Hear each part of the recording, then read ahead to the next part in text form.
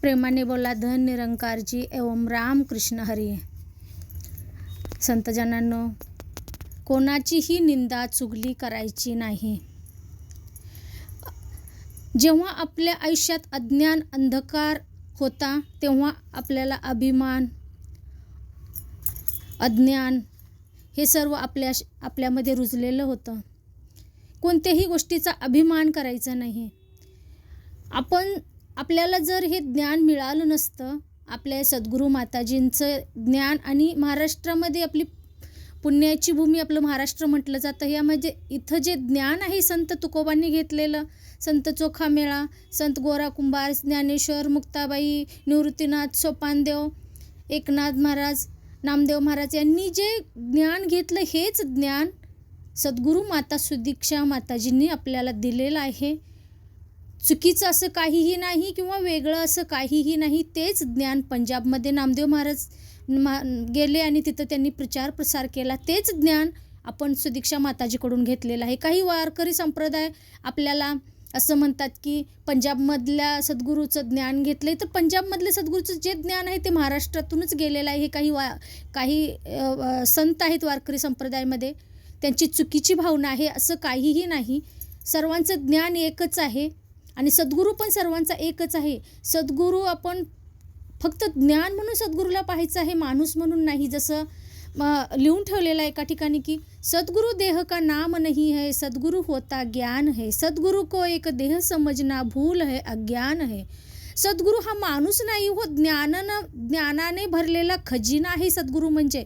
या सद्गुरूकडे आपण जेव्हा पाहतो तेव्हा परमपिता परमेश्वराला जाणून, त्याच्या देवाच्या अगोदर सद्गुरूचं स्थान आहे. सद्गुरू म्हणजे परमपिता परमेश्वरच आहे, कारण त्याने आपल्याला ज्ञानाचा मार्ग दाखवला. नाहीतर आपल्याला आज कोणी ओळखलं असतं हो? आपण कुठं असतो? आपण ह्या अज्ञान अहंकारामध्ये, अंधारामध्येच आपण अडकलो असतो. आपल्यातून अज्ञान निघूनच गेलं नसतं. ह्या सद्गुरूची आपल्यावरती कृपा झाली. आणि या सद्गुरूला तुम्ही मामुली समजू नका हो. हा जो सत्संग सत्याचा दरबार आहे, याला मामुली घेऊ नका. ज्याच्या नशिबात आहे, ज्याचं पुण्याईचं वाटतं आहे, त्यालाच हा दरबार भेटतो. हा दरबार कोणालाही भेटत नाही. याला हलक्यात घ्यायचं नाही. त्याच्यामुळे नित्यनियमाने सत्संग करायची. सत्संग नित्यनियमाने केली तरच तुमची तार जुळली जाते. नाहीतर तुम्ही एक दिवस जायचं, एक दिवस नाही, बघू नंतर जाऊ असं जर म्हटला तुम्ही, तर शेवटचा श्वास तुमचा कधी संपेल हे आपल्याला माहीत नसतं हो. त्यासाठी सत्संगला जाणं गरजेचं आहे. तर बघा संतजनांनो, ज्या ठिकाणी गुरुचं ज्ञान आहे, सद्गुरूचं ज्ञान ज्यांनी घेतलेलं, त्याच्यामध्ये हा भ्रम नसतो की अज्ञान अहंकाराचा. तिथं फक्त आणि फक्त सत्याचाच उजेड बघायला मिळेल तुम्हाला. असत्य तिथं काहीही भेटणार नाही. जर तुम्ही गुरुचं ज्ञान घेऊन त्या गुरुच्या ज्ञानावरती तुम्ही चाललं पाहिजे. तुम्ही जर गुरुचं ज्ञान घेतलं आणि तुम्हाला वाटेल की मी आता काही केलं तर चालेल, माझ्या आत्म्याला मुक्ती मिळेल, तसं नाही हो. आत्मसात केलं तरच तुमच्या आत्म्याला मुक्ती मिळणार आहे. सद्गुरूच्या वचनावरती तुम्ही चाललं पाहिजे, तरच तुमच्या आत्म्याला मुक्ती मिळेल. फक्त ब्रह्मज्ञान घेऊन आत्म्याला मुक्ती मिळणार नाही. बघा संतजनांनो, आपल्या जीवनात उजेड आलेला आहे. हा उजेड सद्गुरूच्या कृपेनं आपल्या जीवनामध्ये उजेड आलेला आहे. जिथं सद्गुरू आहे तिथं अभिमान, अहंकार याची पूर्ण होळी झालेली असते. आणि आता होळीचा सण पुढे आलेलाच आहे. अजून पण कोणाच्या स्वभावामध्ये बदल झाला नसेल तर या होळीमध्ये पूर्ण आपले जे आपल्यामध्ये जे काही चुकीचे गुण असतील त्याची होळी करा तुम्ही.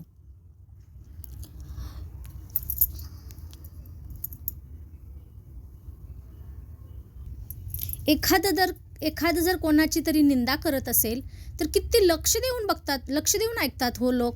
आणि जर एखाद्या ठिकाणी ज्ञान द्यायला चालू असेल, चांगल्या चांगल्या गोष्टी सांगत असतील, त्या ठिकाणी त्यांना झोप येते, त्यांना कंटाळा येतो ऐकला. परंतु निंदा नालस्ती ज्या ठिकाणी आहे तिथं एकदम लक्ष देऊन ऐकतात आणि ते लक्ष देऊन एकदम लक्षात पण ठेवतात. परंतु चांगलं ज्ञान जास्त लोक आत्मसात करत नाहीत. परंतु तसं न करता आपल्याला सद्गुरू माताजींनी जे ज्ञान दिलेलं आहे ते लक्षात ठेवलं तरच तुम्हाला तुमच्या जीवनाचा प्रवास सुखमय होईल. तुम्ही जर ज्ञान विसरला तर तुम्ही ज्ञान घेतलेला काहीही उपयोग नाही. फक्त सत्संगला जाणं येणं हे ठेवू नका. तिथे जाणं, पदर घेऊन डोक्यावरती बसणं शांतपणे, हे चालणार नाही. तर सद्गुरूचे जे सद्गुरूंनी जे दिलेलं आहे ज्ञान ते सर्व लक्षात ठेवलं पाहिजे. त्यावरतीच आपलं आचरण विचरण झालं पाहिजे. त्याप्रमाणेच आपण वागलं पाहिजे. कुणाची निंदा नालस्ती नको, कुणाविषयी वाईट बोलू नका, कुणाविषयी वाईट विचारही करू नका.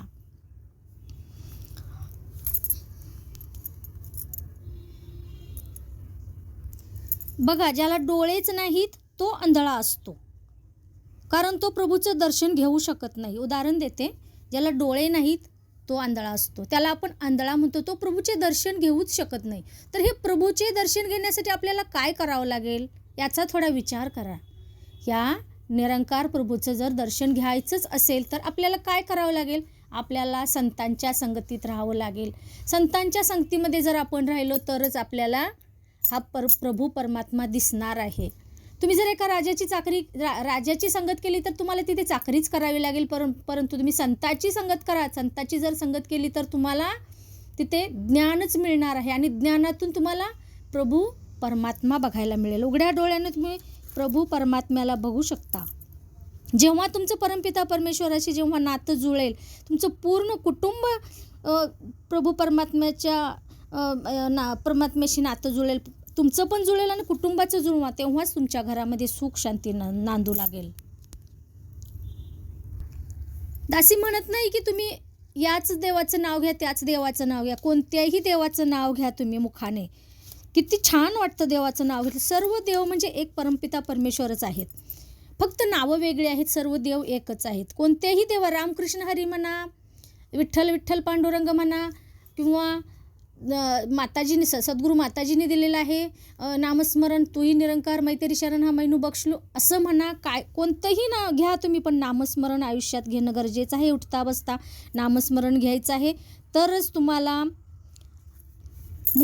तुमच्या आत्म्याला मुक्ती मिळणार आहे. 84 फेऱ्यातून आत्मा मुक्त होणार आहे. जसं एका ठिकाणी म्हटलेलं आहे, खरा भक्त तो सदैव आपल्या गुरुवरती विश्वास करी, आज्ञाधारक सदा राहुनी सद्गुरुचरणी वास करी. गुरु दिवसाला रात्र म्हणे तर तोही तयास रात्र म्हणे, गुरु संध्येला प्रभात म्हणतात तोही तिला प्रभात म्हणे. बघा, सद्गुरूची आज्ञा मानायची आहे. सद्गुरूचं आपल्याला जी आज्ञा आहे त्याच्यावरतीच आपण चालायचं आहे. नकारामध्ये नकार, गुरुच्या होकारात असे होकार, जीवन त्याचे गुरुचं केवळ गुरु तयाचा प्राणाधार.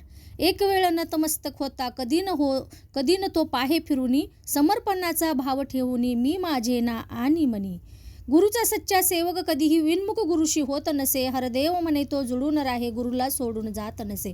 जो सच्चा गुरु सद्गुरूचा सेवक असतो तो सद्गुरूच्या वचनावरती चालत असतो. जो सद्गुरू म्हणेल की तुम्ही हे करा तेच तो करतो. ते चुकीचं काही स्वतःच्या मनानं काहीही करणार, कारण गुरुचा आदेश आपण आदेश मानला तरच आपल्या